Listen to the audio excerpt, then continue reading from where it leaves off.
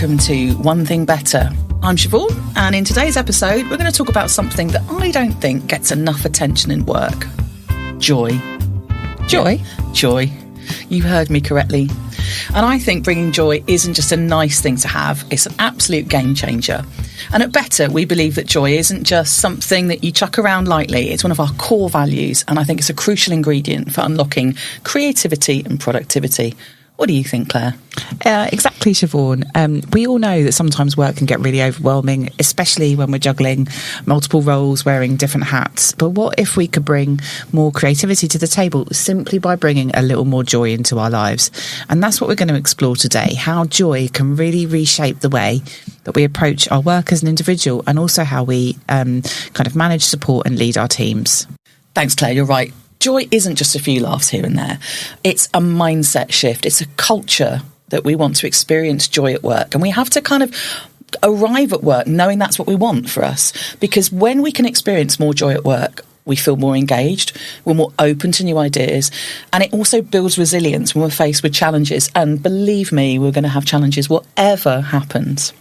And in these organisations that we all aspire to work in, organisations with purpose, where we really want to attract and retain the best staff as well and have the best people operating for the beneficiaries of our services, having a place that is joyful to work in is core. And it isn't something that just happens. As leaders, you have to actively create space for it, whether it's through laughter and celebration, prioritising joy and making room through that for fresh ideas and innovation, because we found through the course of our careers that joy can actually unlock creativity. And in these really kind of challenging times, creativity is what we all need to make sure that we are responding properly to the environment in which we're operating in. Totally. And I think if we were going to get practical about joy, which does sound a little bit counterintuitive, but let's start with a plan. What one simple thing could you do today to start bringing more joy into your workplace? That's a really good question, because one of my favourites is to start meetings with something lighthearted. It's not necessarily a joke or something really intense. It could just be a check-in on how people are, but keeping it really light. People don't want to be bearing their souls at the beginning of a team meeting. They want to be having a brief moment of connection that brings you all together. Just that moment of levity that can completely shift the energy of a group who are coming to that meeting with kind of things to do on their mind. That's a brilliant piece of thinking there, Claire, because actually you set an intention for joy. You make that space for it at the start of the meeting. And also, don't forget that in those meetings, you can celebrate those really small wins because they build. Recognise the everyday successes that perhaps don't deserve a big press release or a huge article. A quick shout out in a meeting or some personal thank yous. Those little gestures create that culture of positivity, joy and appreciation, and that's where you start to see big change happen. Absolutely, and I know that you and I have seen it kind of again and again. Mm-hmm. Now I'm going to talk about something that I think as a grown-up feels really challenging sometimes, and that's the word play, because it's with play where creativity really kicks in. And I don't mean games, it means creating an environment where people feel free and safe, with boundaries to try new things, to test, to get things wrong, again in a boundaried way, and to learn from those in an environment that doesn't feel punitive. Because when we're encouraged to play, to test, we're not bound by traditional rules, and that's when the magic happens. And in our sector, where we are these kind of magical disruptors, where people trust us with their money, that's a really exciting space for charities, I think.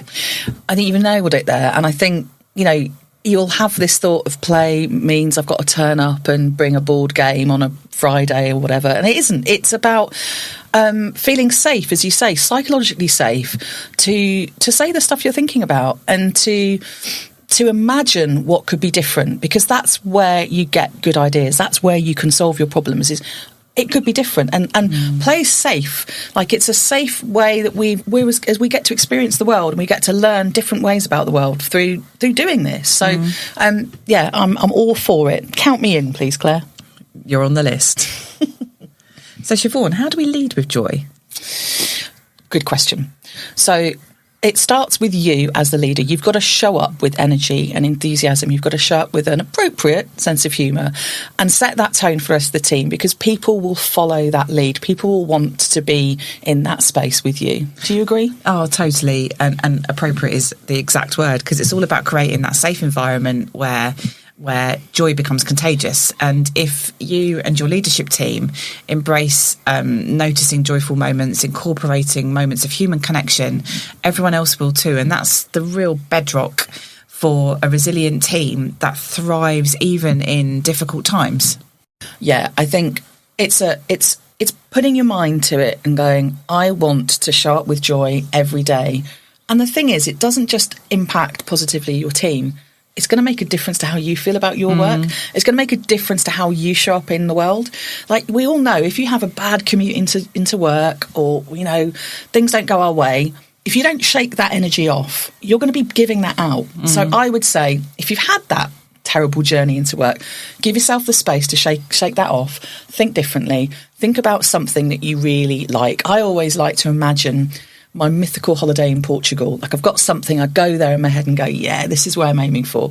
And that brings me a bit of joy, and it just, like, it shifts the mood. And that's what I want to try and bring into my day, because I want the day to be as good as it can be. Things are going to come in that I'm not expecting, and those things could buff it, and those things could shift that. But if I go in open-hearted, thinking, no, I can meet this with joy, I can meet this with creativity, with play, with safety to explore things, I think that's where you're going to see some real differences. And everything's made better by a pastel del nata. Yeah. Oh, telling me about it.